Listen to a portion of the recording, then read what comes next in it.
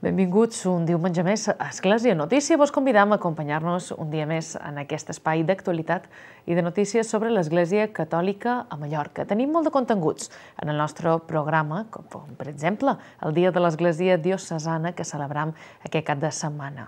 Tindrem amb tots nosaltres el ecònom diocesà mossèn Antoni Amorós, amb el qual parlarem sobre aquests temes. Però, com dèiem, hi ha molt més temes que resumim a continuació. Coneixem les conclusions de l'informe FOESA que s'ha presentat a Mallorca aquesta setmana. Coneixem les dades econòmiques de la diòcesi en el Dia de l'Església Diocesana. I ara, el comentari a l'Evangeli d'aquest diumenge.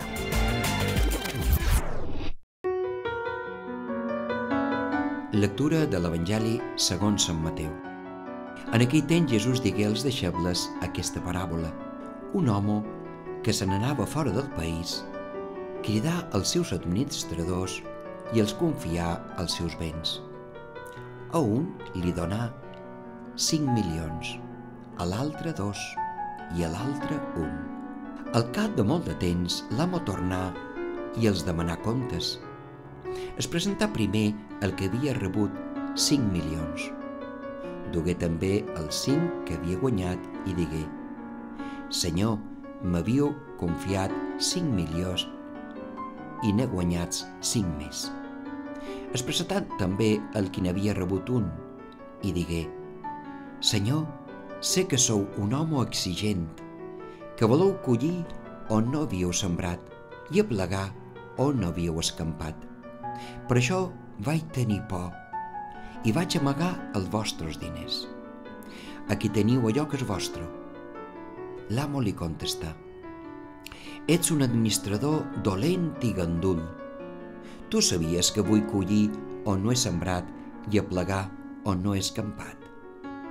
Per tant, havies de posar al banc els meus diners i ara podries recobrar allò que és meu amb els interessos. Quantes vegades hem escoltat la paràbola dels talents? Pot ser tantes que les paraules ens ressonin un tant buides, però deixeu-me que vos cridi l'atenció sobre un aspecte prou important. Antes de parlar d'allò que hem de posar al servei dels altres i fer fructificar, deixeu-me que vos convidi a reflexionar sobre la relació d'aquest Senyor del qual ens parla Jesús i els seus servents. Sí, idò, perquè també d'aquesta relació depèn la nostra vida i la nostra opció fonamental. El Senyor coneix a cadascú i cadascú coneix el Senyor.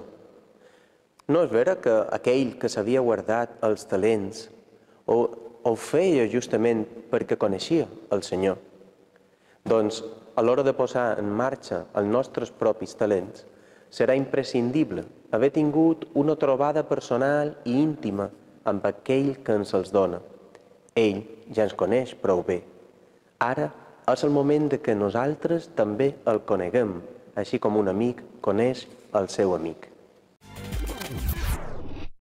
L'informe FOESA, dedicat a estudiar l'exclusió social a les illes, s'ha presentat aquesta setmana.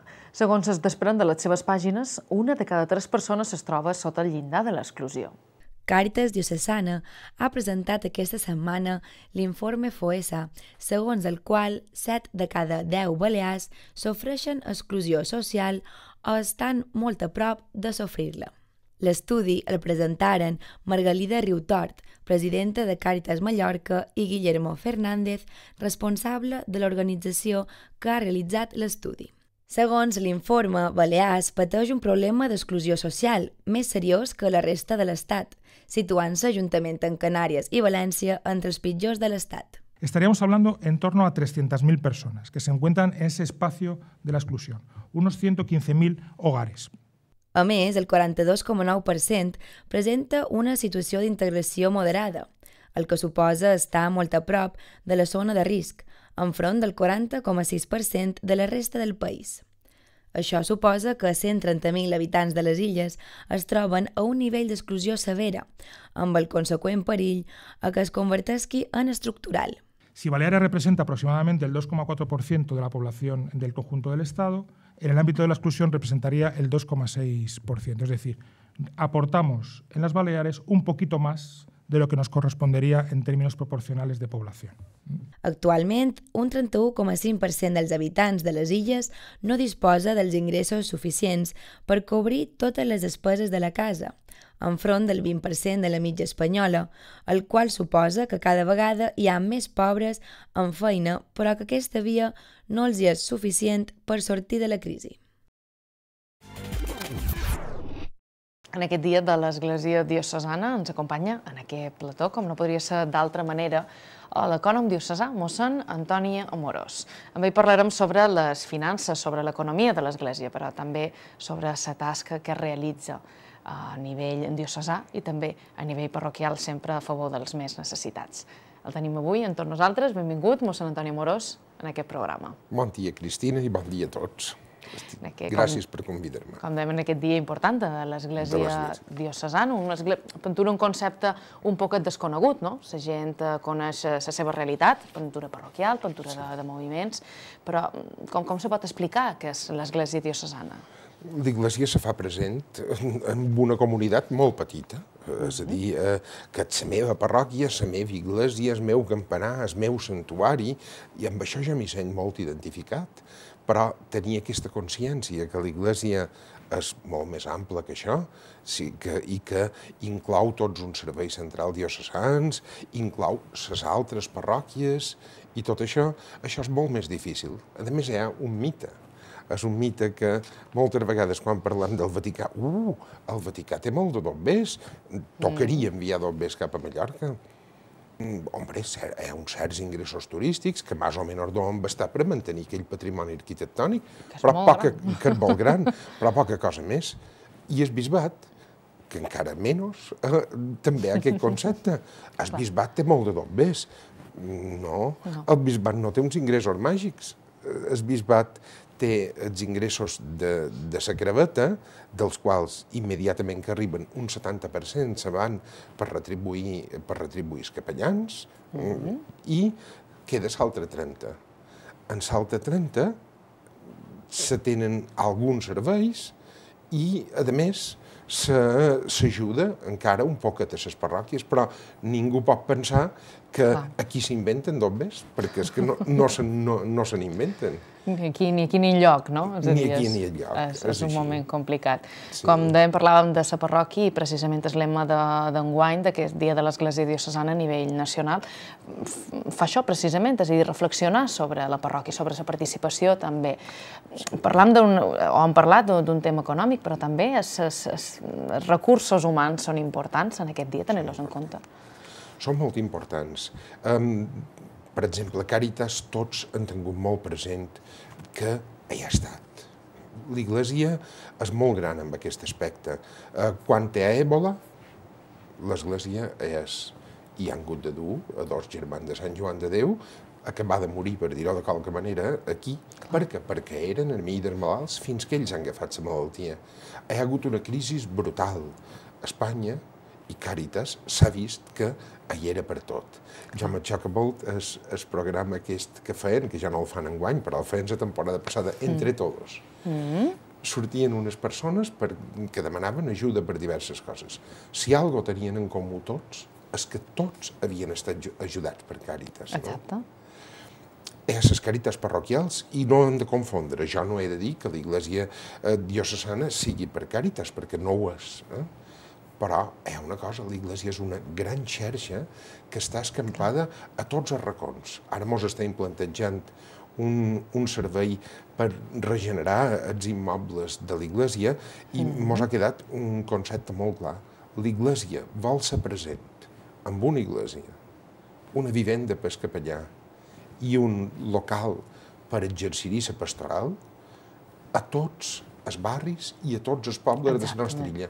Això és un objectiu que tenim com a església. Jo no sé si hi ha cap altra institució que tingui un objectiu tan ample. I per què Càritas pot estar per tot? Primer de tot perquè hi ha uns voluntaris meravellosos i uns professionals, però en segon lloc perquè a cada poble hi ha uns locals, una església i una vivenda a cada poble i a cada barri que Càritas ho pot emplear i li serveixen de base d'operacions per poder dur endavant aquesta ajuda tan important que hi ha. Clar que sí, és una mirada molt més àmplia del que és això. En termes generals, com estan les finances de l'Església Diocesana de Mallorca? Les finances de l'Església de Mallorca han canviat poc, estem en un temps de crisi, tinguérem un gran moment, la majoria no, hi havia una gran quantitat d'esglésies parroquials amb greus deficiències estructurals. I això, com sabeu, a dins els primers anys 2000 se varen fer una feinada. Moltes teulades que estaven caiguent, moltes coses d'aquestes. Això mos ha feixugat en sopes d'un deute. Clar, això és lent, és que aquest deute se vagi retornant. I encara mos suposa una despesa molt forta amb interessos, perquè, clar, les parròquies no reberen ajuda del bisbat, podrien dir elles, però sí que n'estan rebent, perquè el bisbat puntualment, anualment, paga els interessos d'aquell deute. Com tant és total, no només el de les parròquies, però és més de la meitat, el de les parròquies, el bisbat durant l'any 2013 va pagar 332.000 euros, 332.000 euros d'interessos. Només d'interessos? Només d'interessos. D'aquests, la meitat són realment ajudes a les parròquies, perquè aquestes parròquies no paguen interessos, però qualcú els paga, se paguen des del bisbat. Jo des d'aquí voldria conscienciar a les persones que entre tots han de col·laborar en la parròquia, que quan han rebut un préstec del bisbat, com a parròquia, com a moviment, com a el que sigui, no tinguem aquest plantejament de dir aquests dobbers han arribat del bisbat, per tant ja no hem de pensar pus. No. Els dobbers no han arribat del bisbat, els dobbers han arribat dels bancs i Caixa Diocesana. I el bisbat n'està pagant interessos, és a dir, continua ajudant a la nostra parròquia per una obra que potser ja la començam a tenir oblidada. Exacte, moltes vegades passa, no? Sí. De l'inici o de l'impuls inicial en el seguiment és complicat. Quins ingressos? Parlàvem d'aquesta creueta, d'aquest IRPF, no sé si aquesta és exactament la paraula, però quins altres ingressos té l'administració diocesana i les administracions parroquials? Les administracions parroquials principalment tenen els ingressos de les col·lectes. Pràcticament m'ho arriba el mateix en col·lectes que de la creueta. Per tant, estem parlant, qui pensi que mos financem en la creueta s'equivoca. Les col·lectes de les parròquies són més o manco el mateix volum que la creueta. El bisbat, ingressos en té pocs. Té la col·laboració de les parròquies que tenen més volum econòmic, les parròquies de la Seu i altres esglésies que tenen més volum econòmic, que col·laboren en el 5%. Això és una quantitat bastant petita. És una quantitat bastant petita comparat amb tot l'altre i pràcticament no hi ha altres ingressos. Potser sí que hi ha un petit lloguer d'un local en el seminari, hi ha alguna altra coseta d'aquestes, però són molt poques. Els ingressos del bisbat són el 30% de la creueta, més coses minúscules de rendiments de capital, és a dir, diríem, algun local molt poquets llogats, i també, per altre costat, la contribució de les parròquies que tenen més volum, que generosament contribueixen amb un 5% dels seus ingressos. Clar que sí. Com dèiem, és a dir, parlàvem dels ingressos, també les despeses, que són moltes també. Cap on van destinades en general o quines són les grans sortides de l'Església? Hi ha coses que no les veiem. Per exemple, ara, per exemple, el Tribunal Eclesiàstic no m'ho dona en compte. Hi ha moltes persones que necessiten el servei perquè han tingut un fracàs dins el seu matrimoni i necessiten el servei que aquestes persones puguin tornar a refer la seva vida i fer-ho cristianament i fer-ho bé en els ulls de Déu i bé en els ulls de l'Església. És una necessitat que moltes persones tenen i aquí se les fa justícia, una justícia molt complicada i molt ben feta, i se les fa de forma gratuïta. En molts de casos s'hi poden demostrar. per exemple, per difondre les activitats de l'Església, per difondre l'Evangeli i difondre la fe, tenim aquest plató de televisió, tenim aquestes persones que fan feina en els mitjans de comunicació, i això són coses que costen unes quantitats importants de bombers. Després tenim oberta per activitats diocesanes, per el servei de totes les parròquies, tenim oberta la casa d'exercicis de Santa Llucia, en el seminari nou s'hi va a fer moltíssimes de coses. Tenim un seminari, hem de ser conscients que aquesta crisi és molt forta, i els seminaristes jo ho conec molt de prop, perquè fa un any, o un poc més d'un any, jo era formador del seminari. Els seminaristes actualment, i espero que no s'enfadin, les seves famílies no poden sostenir els estudis que se les donen i s'està a dins una casa amb tot el que això suposa. No ho poden sostenir les seves famílies i s'ha de sostenir des d'aquí. I crec que els conceptes més grossos i principals, ja havia anomenat abans, els interessos, que són realment ajuda a les parròquies directament, perquè són dobbers que se van prestar a una parròquia, la parròquia no en pagui interessos i se paguen des d'aquí. Això serien els grans conceptes. Després n'hi hauria qualcun més minúscul, però aquests són els grans blocs. Tradicionalment se diu que hi ha certes realitats, si són així, que són deficitàries. I, per exemple, jo ara penso en escoles, en altres que l'Església manté, i la pregunta seria aquesta: per què l'Església manté realitats d'aquest tipus? És a dir, quina és la raó que se dona?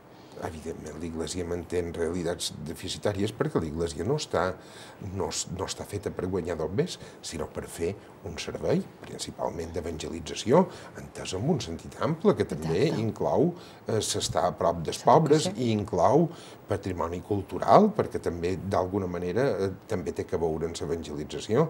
Per tant, l'Església pràcticament tot el que té és deficitari, vull dir, és un servei. Intenta tenir uns ingressos perquè, clar, una cosa sense l'altra són impossibles. I hi ha coses que són realment deficitàries, ja vos he parlat del tribunal, aquí coses que no duin directament d'administració diocesana, aventura serien les escoles.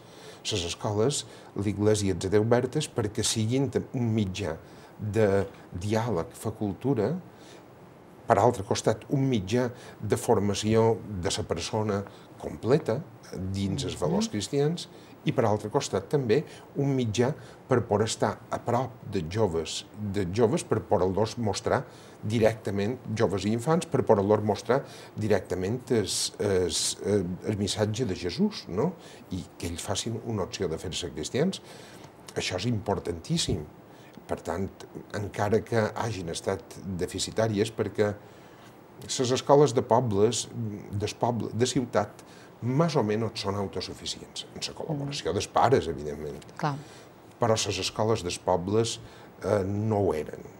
Sobretot no ho eren. Ara intentant que ho siguin. Estem treballant perquè això sí que és una cosa que no pot sostenir el bisbat en els ingressos que té. Una escola és una cosa d'un volum, que cada escola té més volum que tota l'administració diocesana, per dir-ho de qualque manera, econòmic. I ara intentam que les escoles dels pobles, de qualque manera amb una certa vinculació amb escoles de ciutat, tampoc no siguin deficitàries, però les escoles dels pobles havien anat acumulant un dèficit de 2.600.000 euros, que també sumen en els interessos que vos estava dient antes. Clar que sí, clar que sí. Mossèn Antoni Amorós, moltíssimes gràcies per acompanyar-nos en aquest programa i en aquest dia de l'Església Diocesana per parlar d'economia, però com dèiem també de la participació de tots a l'Església Diocesana. Moltes gràcies a vosaltres per convidar-nos. Gràcies.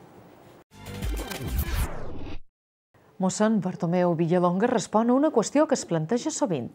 Hem de ser confirmats per ser casats? I recordeu que podeu adreçar les vostres preguntes al correu electrònic que veus a la vostra pantalla. La llei de l'Església és molt clara.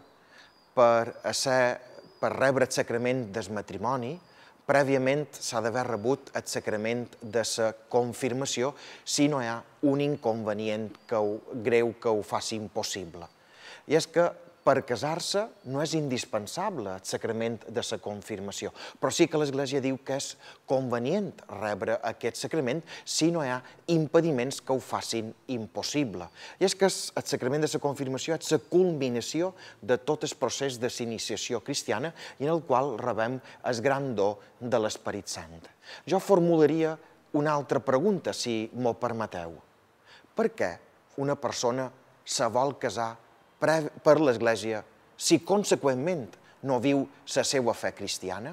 Crec que a vegades el sacrament del matrimoni pot ser un bon moment per a aquells que no ho hagin fet rebre el sacrament de la confirmació. Mallorca té una llarga tradició de santedat i en aquest programa volem conèixer-la. Santa Catalina Tomàs és a hores d'ara l'única santa mallorquina i, com diu la tradició, la mallorquina més santa. Us presentam la seva història.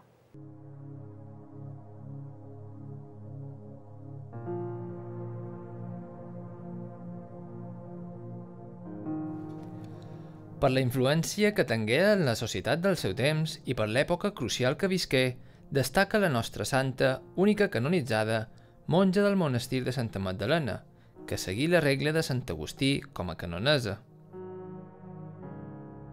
Nasqué a Valldemossa l'any 1531 i perdé de ben petita els seus pares. Habitant a Son Gallard amb uns oncles, conegué l'ermità Antoni Castanyeda, que la introduí en els ambients monàstics de la ciutat. Abans d'entrar-hi, però, passà un temps amb una família il·lustre, la fortesa de Tagamanent, i començà la gran xarxa de relacions que mantingué al llarg de la nova vida, de seglar i de monja fins a la mort el 1574. Coincidia aquell període amb el final del Concili de Trento i l'immediat postconcili. L'anhel de reformes provenia dels principis de l'humanisme i existia en les societats cristianes una ampla capa de gent preparada que els desitjava, si bé, com es comprovà, amb la irrupció del protestantisme i el cisma anglès, hi havia confusions doctrinals i falses idees sobre les competències de l'Església i l'Estat, en un moment de sòlida afirmació d'aquests. Durant el temps que passà Catalina Tomàs amb els fortesa de Tagamanent, degué adquirir i perfeccionar la formació cultural, amb molta probabilitat llegint els clàssics valencians d'espiritualitat, originals i traduccions reeditats al segle XVI. En el món polític d'aleshores no mancaren exemples de cristians sincers que volien ajudar a la reforma de l'Església. A banda dels forteses, moltes eren les famílies de renom amb qui tractar, bé per les amistats que havia fet abans d'entrar al monestir, bé a través de les famílies de les monges de la comunitat, moltes d'il·lustres i amb personatges que ocupaven càrrecs importants. N'hi ha prou de recordar l'amiga que volia entrar amb ella al monestir, a qui profetitzà que no seria monja, en ses casà amb Jordi Sant Joan, procurador reial, també amb la cèlebre senyora Dona Joana de Pacs. I una infinitat de gent de tots els braços, mans i estaments, com l'anomenada Madó Roca, amb la seva veïna Madó Moragues, i tants d'altres que aprofitaren els seus consells i no dubtaren d'afirmar-ne el do de profecia que hi resplendien els altres dons i fruits que l'Esperit Sant vessa en les ànimes cristianes i en particular en les que li són especialment dòcils.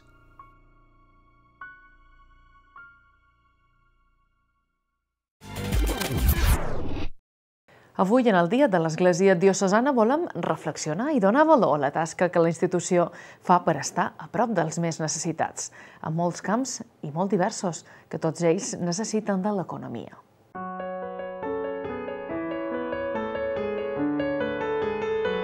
L'Església de Mallorca celebra aquest diumenge el Dia de l'Església Diocesana, una jornada en la que pretén recordar als fidels la necessitat de la seva col·laboració per al sosteniment dels serveis i activitats socials, caritatives i pastorals que realitza en favor del poble de Déu.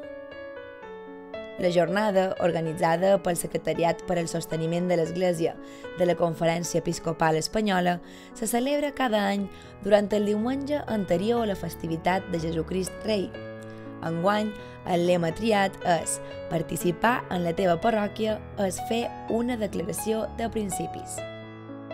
L'Església vol recordar aquest dia la necessitat que tenim tots els creients de sentir-nos units per una mateixa família, germans d'una mateixa Església. Això significa participar en el seu sosteniment per continuar desenvolupant totes les tasques que està duent a terme. L'Església diocesana no podria realitzar la seva missió sense l'ajuda generosa dels seus fidels. Sens dubte, és essencial destacar la seva col·laboració personal i el lliurament del seu temps en tasques voluntàries. Són un exemple de vida cristiana, però en aquests durs moments es fa necessària la seva contribució econòmica a favor del manteniment de la diòcesi. Durant aquesta jornada es realitza una col·lecta a totes les parròquies que anirà destinada íntegrament al Bisbat de Mallorca. Des d'allà es repartiran els doblers a totes aquelles parròquies que no tenen l'oportunitat d'autofinançar-se econòmicament. Però la diòcesi de Mallorca dedica gran part dels seus esforços a animar, impulsar i organitzar la tasca d'evangelització i col·labora en projectes a Perú i Burundi a través de la Delegació de Missions. S'encarrega de la formació, enviament i sustentació dels sacerdots, de la preparació dels candidats a sacerdoci, de la construcció i manteniment de les esglésies i altres locals al servei de l'església. Tot això suposa un cost, fins a més de 4,5 milions costa el manteniment de la nostra diòcesi. Molt és el suport que donen les parròquies mallorquines a la nostra societat, celebrant els sagraments des dels batejos fins a les noces, col·laborant amb els més necessitats dels nostres barris a través de l'acció social, conservant un patrimoni històric o donant suport espiritual a moltes famílies que estan passant per durs moments en aquesta època de crisi. És per això que aquesta jornada ens recorda que l'Església està amb tothom, al servei de tothom, que ajudant a la teva parròquia hi guanyem tots.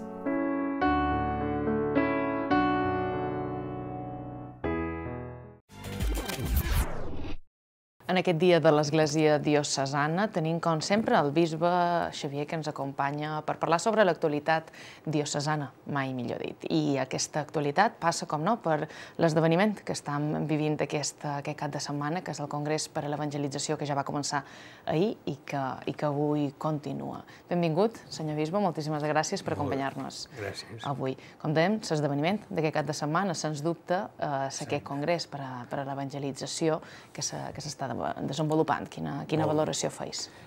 Jo, en primer lloc, Dia de l'Església Diocesana, una jornada que vol cada dia, en una pedagogia d'ajudar-nos a descobrir que l'Església catòlica, és de saber tot el món, però es realitza en cada diòcesi, presidida pel seu bisbe, i el bisbe que està en comunió amb el Sant Pare, amb els altres bisbes, però que en últim temps té les característiques pròpies de cada diòcesi, en la història cultural, social. I és una jornada especialment intensa per redescobrir aquest fet. I perquè avui dia també el fet de les mitjans de comunicació fan subratllar molt aquesta dimensió universal de l'Església, cosa molt important, certament. Però també cal tenir l'altra dimensió de lo concret. I la concreció també dins de l'Església diocesana és cada parròquia, on l'Església es fa present molt pròxima a la vida de les persones. En aquest dia, precisament, estem nosaltres, com a Església en Marxa, s'han detingut, han fet una parada, i és el Congrés d'Evangelització, una forma de dir aquesta trobada, aquest encontre dels diocesans que han estat treballant, reflexionant a la llum de l'encíclica del Sant Pare, Evangelium Gaudium, i que d'alguna manera això els ha introduït a aquest aconteixement en què després tots, perquè estan convidats tots, els que han preparat i els que són de l'última hora, tots estan convidats a aquest moment en què volem mostrar, manifestar, però què significa realment en aquest moment, en aquesta hora, què significa viure l'Evangeli i transmetre-lo als altres, comunicar-lo, o com diu el papa seguint, una església en sortida. Algú em pregunta, sortida de què? Diu, sortida de si mateixa. És una església que està oberta i que vol estar oberta i deixar-se interpel·lar per als altres i per els seus sofriments, per les seues alegries, per les seues dificultats, les seues esperances. I ahir, des d'aquesta perspectiva, anunciar-los, proposar-los, comunicar-los l'Evangeli de Jesús, i això fonamentalment a través del testimoni de nosaltres que també estem en camí, però que tenim aquest tresor de la fe que volem compartir-lo amb els altres. I, per tant, és una trobada que subratlla aquest aspecte, i tot el conjunt d'elements que configuren la nostra vida, és a dir, no s'inventa allí la pólvora, sinó que és el que fem, la catequesi de família, que si els malalts, que si la Càritas, que si la litúrgia, que si el món de l'escola, és a dir, tot el que fem es tracta de mostrar-lo com una gran mostra, una gran fira, per dir-ho així, en la que tot això es posa de relleu i, d'alguna forma, els que venim allí i els que estan també fora tenen una idea, una visió, una imatge d'una església que està viva, que està en camí i que té una missió que complir. Seguint l'actualitat d'aquests dies, precisament avui, hi ha un acte per ahir que és a la parròquia de Santa Catalina Tomàs, institució d'uns acòlits, d'uns candidats en el diaconat permanent. Què significa exactament aquest fet? Exactament, instituirem d'acòlits, és un ministeri que és propi no d'un capellà, és dels laics, els laics poden rebre aquest ministeri, que d'una forma estable el situa dins de la comunitat i li assigna una missió. En aquest cas és tot el vinculat a la celebració de l'Eucaristia, sobretot, i el que això suposa, tant en l'ajuda del servei de la celebració com també del portar la comunió als malalts o d'acompanyar el rector en aquelles missions que ell li encomana al respecte. És un camí, és un ministeri dins d'un camí que estan fent aquests 4 candidats al Ministeri del Diaconat Permanent i que rebran en aquest diumenge 23 d'este mes a les 5 de la tarda a la parròquia de Santa Catalina Tomàs rebran aquest ministeri. I també en aquell mateix moment seran admesos per a ser ordenats. Dins d'uns mesos ser ordenats com a diaques permanent, que és un altre ministeri ja de molt més nivell i que demana efectivament una pregària de consagració i el situa dins de l'Església en una forma estable, en una missió més concreta i molt més àmplia que la d'aquest ministeri. Una realitat viva, el diaconat permanent, que en podem parlar més àmpliament en altres programes. Moltíssimes gràcies per acompanyar-nos avui. L'esperam la setmana que ve. Gràcies a tots.